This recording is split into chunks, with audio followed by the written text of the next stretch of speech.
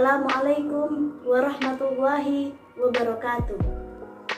Nama saya Dian Fitriani dengan NIM 20383022013, kelas D, nomor absen 7, Prodi Perbankan Syariah IAIN Madura. Tujuan dibuatnya video ini untuk memenuhi ujian akhir semester mata kuliah Ushul Fiqih yang diampu oleh Bapak Muhammad Khalid Wardi MHI. Baik, di sini saya akan menjelaskan tentang istihsan. Yang pertama adalah pengertian istihsan. Istihsan menurut bahasa berarti menganggap baik atau mencari yang lebih baik. Sedangkan menurut ulama fikih, istihsan adalah meninggalkan hukum yang telah ditetapkan pada suatu peristiwa atau kejadian yang ditetapkan berdasarkan dalil syarat. Sedangkan menurut istilah ulama usul, istihsan salah satunya dari pendapat dari Al-Ghazali dalam kitabnya Al-Mustafa. Ihtisan adalah semua hal yang dianggap baik oleh mujtahid menurut akalnya. Sedangkan menurut Imam Malik mendefinisikan ihtisan dengan beramal dengan salah satunya dari dua dalil yang paling kuat atau mengambil maslahah juz'iyah dalam berhadapan dengan dalil qauli.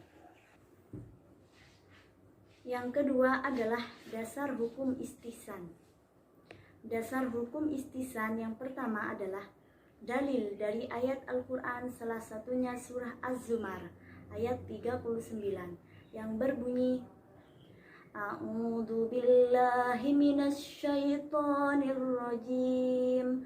Bismillahirrahmanirrahim.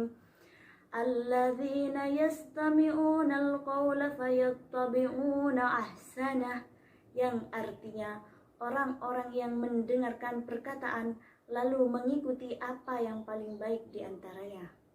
Maksud ayat yang di atas adalah mengisyaratkan adanya sanjungan dan pujian bagi orang yang mengikuti ucapan yang paling baik. Yang kedua adalah dasar dalam bentuk sunnah.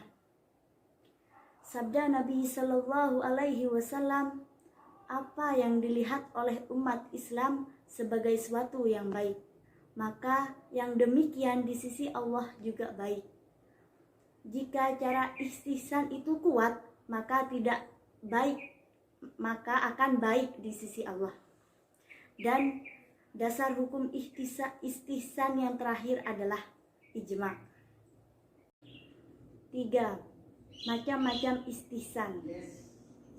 Macam-macam istihsan dibagi menjadi dua. Yang pertama, istihsan qiyasi, dan yang kedua adalah istihsan istinai. Macam-macam istihsan yang kedua ini dibagi menjadi beberapa bagian. Yang pertama adalah istihsan bil annas, yang kedua adalah istihsan bi al ijma, yang ketiga adalah istihsan bi al uf, yang keempat adalah istihsan bi ad-dararah, dan yang terakhir adalah istihsan bi al maslahah al mursalah. Yang keempat, kedudukan istihsan sebagai sumber hukum. Adapun kedudukan istihsan sebagai sumber hukum menurut golongan Hanafiyah, istihsan boleh dipakai sebagai hujjah atau perintah taat kepada Allah dan Rasul-Nya. Dan hal ini berdasarkan Al-Quran dan hadis syariat, bukan dasar istihsan lainnya. Yang kelima adalah urgensi istihsan pada masa kini. Urgensi istihsan pada masa kini yaitu dalam mengembangkan hukum Islam. Usul fikih mutlak diperlukan. Imam Al-Ghazali mengatakan bahwa ilmu usul fikih merupakan satu di antara tiga ilmu yang harus dikuasai setiap ulama mujtahid. Dua lainnya adalah hadis dan bahasa Arab. Yang kelima adalah contoh istihsan dalam konteks perbankan. Yang pertama adalah jual beli istisna pada bank syariah. Istisna atau pemesanan secara bahasa berarti meminta dibuatkan, atau transaksi jual beli al-istisna merupakan kontrak penjualan antara pembeli dan pembuat barang. Dalam suatu kontrak jual beli istisna, bisa saja pembeli mengizinkan membuat menggunakan subkontraktur untuk melaksanakan kontrak tersebut. Dengan begitu, pembuatan dapat membuat kontrak istisna kedua untuk memenuhi kewajiban kepada kontrak pertama. Kontrak baru ini dikenal sebagai istisna paralel. Istisna paralel tersebut dapat dilakukan dengan dua syarat. Yang pertama adalah akad kedua antara bank dan subkontraktor terpisah dari akad pertama antara bank dan pembeli akhir. Dan yang kedua adalah akad kedua dilakukan setelah akad pertama sah.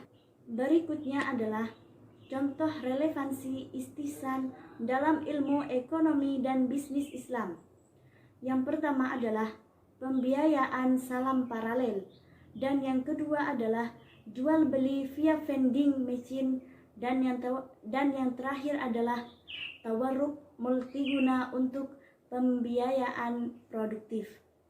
Dan yang terakhir adalah relevansi istihsan di masa kini dan mendatang.